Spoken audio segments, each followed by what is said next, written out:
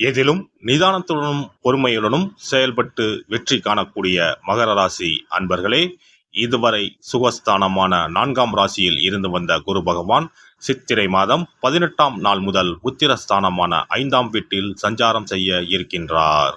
புத்திரஸ்தானத்தில் இருக்கின்ற குரு பகவான் தான் நின்ற ராசியில் இருந்து 5ஆம் பார்வையாக கன்னி ராசியான பாக்கியஸ்தானத்தையும், 7ஆம் பார்வையாக விருச்சிக ராசியான லாபஸ்தானத்தையும், 9ஆம் பார்வையாக மகர ராசியான ராசி ஸ்தானத்தையும் பார்வையிட இருக்கின்றார். குரு பகவான் 5ஆம் பார்வையாக பாக்கியஸ்தானத்தை பார்ப்பதால் வழக்கு சார்ந்த விஷயங்களில் தெளிவான முடிவு கிடைக்கும். புதிய விஷயங்களை கற்றுக்கொள்வீர்கள். ஆராய்ச்சி தொடர்பான பணிகளில் எதிர்பார்ப்புகள் நிறைவேறும். வாழ்க்கை துணையுடன் சிறு தூர பயணங்கள் செல்வதற்கான தருணங்கள் உண்டாகும். குரு பகவான் 7ஆம் பார்வையாக லாபஸ்தானத்தை பார்ப்பதால் விலை உயர்ந்த பொருட்களின் சேர்க்கை ஏற்படும். எதிர்பாராத சில புதிய வாய்ப்புகள் உண்டாகும். நினைத்த பணிகளை திட்டமிட்டு செய்து வெற்றி அடைவீர்கள். செயல்பாடுகளில் அனுபவமும் புத்தி கூர்மையும் வெளிப்படும். குரு பகவான் 9ஆம் பார்வையாக ராசி ஸ்தானத்தை பார்ப்பதால் குணநலன்களில் சில மாற்றங்கள் ஏற்படும். புதுவிதமான கனவுகள் பிறக்கும். மற்றவர்களின் கருத்துக்களுக்கு மதிப்பளித்து செயல்படவும். மனதளவில் இருந்து வந்த கவலைகள் குறைந்து தெளிவு பிறக்கும். சிறு சிறு விஷயங்களிலும் மனநிறைவு ஏற்படும். குரு பகவான் புத்திரஸ்தானத்தில் நிற்பதால் மனதில் புதுவிதமான ஆசைகள் பிறக்கும். சுபகாரியம் தொடர்பான விஷயங்களில் சிந்தித்து செயல்படவும். எதிர்காலம் சார்ந்த சில முடிவுகளை எடுப்பதற்கான தருணங்கள் உண்டாகும். காப்பீட்டுத் துறைகளில் சில நுட்பங்களை புரிந்து கொள்வீர்கள். பயணங்களின் மூலம் முன்னேற்றமான வாய்ப்புகள் கிடைக்கும். இணையம் சார்ந்த துறைகளில் திறமைகளை வெளிப்படுத்துவீர்கள். குரு பகவானின் நட்சத்திர சஞ்சார பலன்கள். குரு பகவான் கிருத்திகை நட்சத்திரத்தில் சஞ்சரிப்பதால் நீண்ட நாள் பிரச்சனைகளுக்கு தெளிவான முடிவு பிறக்கும். கொடுக்கல் வாங்கல் தொடர்பான விஷயங்களில் சில நுட்பங்களை புரிந்து கொள்வீர்கள். பூர்வீக சொத்துக்களின் மூலம் ஆதாயம் ஏற்படும். எந்த ஒரு செயலிலும் நிதானத்தை கடைபிடிப்பது அனுகூலத்தை ஏற்படுத்தும். குரு பகவான் ரோகிணி நட்சத்திரத்தில் சஞ்சரிப்பதால் சுபகாரியம் தொடர்பான எண்ணங்கள் கைகூடும். குழந்தைகளின் வழியில் மகிழ்ச்சியான செய்திகளும் சம்பவங்களும் நடைபெறும். கூட்டாளிகளின் எண்ணங்களை புரிந்து கொள்வீர்கள். நெருக்கடியான சூழல் படிப்படியாக குறையும். குரு பகவான் மிருகசிரீச நட்சத்திரத்தில் சஞ்சரிப்பதால் திறமைக்கு உண்டான மதிப்பு கிடைக்கும். கடன் பிரச்சனைகள் குறையும். பயணங்களின் மூலம் ஆதாயம் ஏற்படும். பொன் பொருள் சேர்க்கை தொடர்பான எண்ணங்களும் அதற்கான சூழல்களும் உண்டாகும். குரு பகவானின் வக்ரகால சஞ்சாரத்தின் போது ஜாமீன் விஷயங்களை தவிர்ப்பது நல்லது. கணவன் மனைவிக்கிடையே அனுசரித்து நடந்து கொள்ளவும். ஆடம்பரமான விரயங்களால் நெருக்கடிகள் ஏற்படும். பேச்சுக்களில் நிதானத்தை கடைபிடிப்பது நல்லது. பெண்களை பொறுத்தவரை மனதில் நினைத்த செயல்களை செய்து முடிப்பீர்கள். தோற்ற பொலிவில் மாற்றம் உண்டாகும். புதுவிதமான ஆடைகளை வாங்கி மகிழ்வீர்கள். வரவுகளின் மூலம் சேமிப்புகள் அதிகரிக்கும்.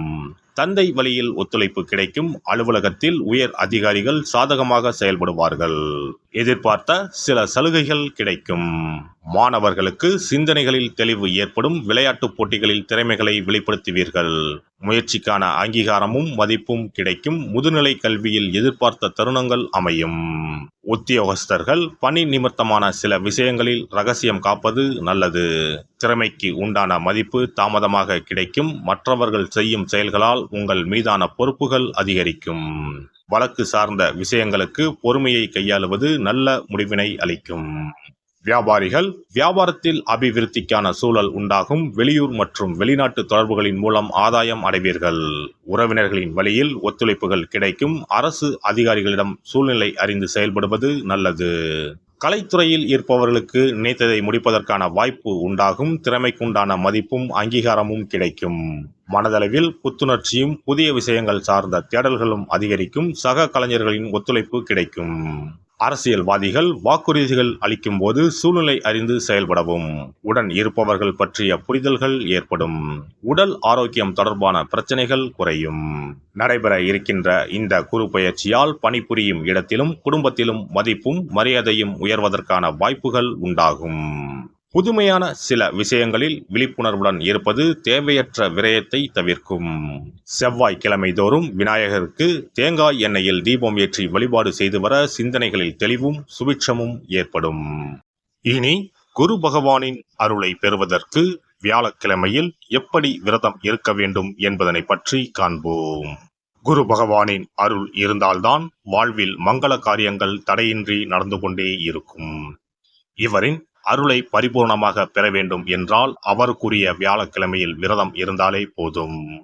குரு பகவானுக்குரிய விரதத்தை கடைபிடிக்க நினைப்பவர்கள் சுக்கிலபட்சம் எனப்படும் வளர்பிறையில் வரும் வியாழக்கிழமைகளில் இந்த விரதத்தை இருக்கலாம்.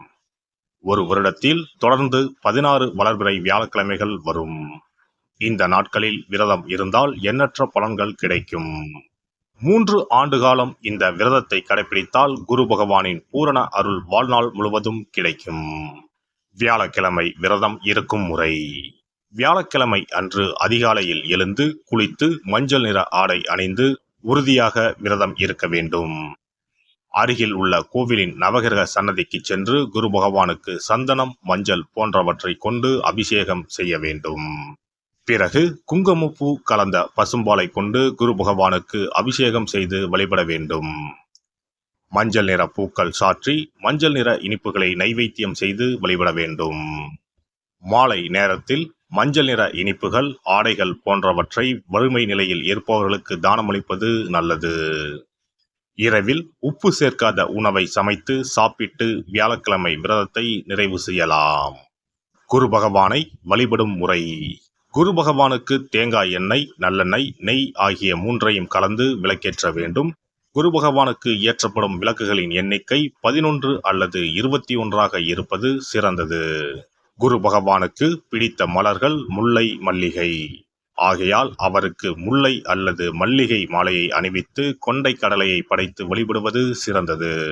வியாழக்கிழமை தோறும் சிவன் கோவிலுக்கு சென்று குரு பகவானுக்கு அர்ச்சனை அல்லது கற்பூர ஆரத்தி செய்து வணங்கி வருவது நல்லது. ஆலயங்களில் நவகிரக மூர்த்திகளிடையே உள்ள குருவுக்கு வியாழன் அன்று கொண்டை கடலை மாலை சாற்றி முல்லைப்பூ, சாமந்திப்பூ மற்றும் மஞ்சள் நிற மலர்களால் அர்ச்சித்து வழிபடுவது நன்மை தரும். வியாழக்கிழமை தோறும் கொண்டைக்கடலை, சுண்டல், மஞ்சள் வாழைப்பழம், தேன், சர்க்கரை, கற்கண்டு மற்றும் இதர இனிப்பு பொருட்கள் இவற்றில் ஏதேனும் ஒன்றை நைவேத்தியமாக படைத்து வழிபட வேண்டும். குரு பகவானுக்குரிய வளர்பிறை வியாழக்கிழமை விரதத்தை முறையாக மேற்கொள்பவர்களுக்கு வாழ்வில் பல யோகங்கள் ஏற்படும். சரியான காலத்தில் திருமணம் நடக்கும். ஜாதகத்தில் குரு கிரக தோஷம் இருப்பவர்கள் இந்த விரதத்தை கடைபிடித்தால் தோஷங்கள் நீங்கும். தொழில் வியாபாரங்களில் சரியான வருமானம் இல்லாதவர்கள், குடும்ப பொருளாதார நிலை சிறப்பாக இல்லாதவர்கள் இந்த விரதத்தை மேற்கொள்வதால் குரு பகவானின் அருள் கிடைக்கப்பெற்று தொழில் வியாபாரங்களில் செல்வ வளம் பெருகும். எல்லாம் வல்ல இறையருளால் நீங்களும் உங்கள் அன்பு குடும்பமும் உடல் நலம், நீலாயுள், நிறை செல்வம், உயர் புகழ், மெய்ஞானம் ஓங்கி வாழ்க வளமுடன். இந்த வீடியோ பதிவு உங்களுக்கு பிடித்திருந்தால் லைக் பண்ணுங்க, கமெண்ட் பண்ணுங்க, ஷேர் பண்ணுங்க, மறக்காம சப்ஸ்கிரைப் பண்ணுங்க, பக்கத்துல இருக்கிற பெல் பட்டனை கிளிக் பண்ணுங்க. நன்றி, வணக்கம். ஓம் நமச்சிவாய. சிவாய நம.